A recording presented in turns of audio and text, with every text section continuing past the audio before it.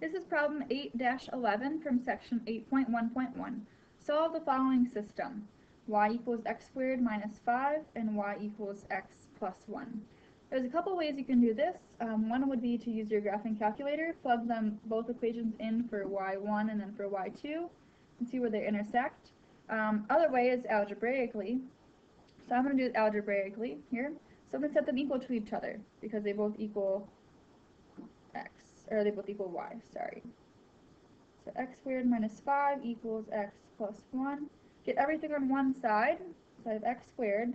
If I subtract the x from this side, I gotta subtract it over here. So I really have minus x, minus 1 from this side, and minus 1 over here, so I really have minus 6. Okay, I can factor this and get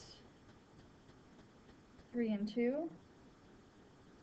And I'll have the negative there, plus sign here.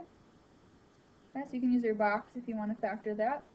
We're hopefully going to develop some fluency and speed to factoring, so you won't have to use the boxes anymore. So you know things that multiply to be 6, or to be negative 6, and they add to be negative 1. So hopefully some of the smaller ones you can do without using the boxes. So I set each of those equal to 0.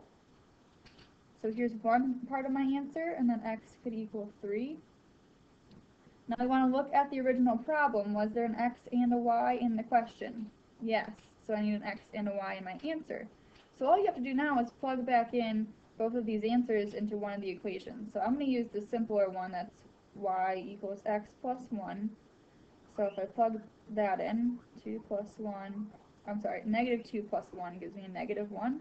So I have one coordinate of negative 2, negative 1.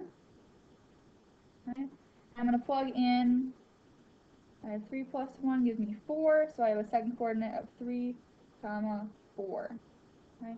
Make sure you have both x and y for your answers. You can also double check this by graphing both equations.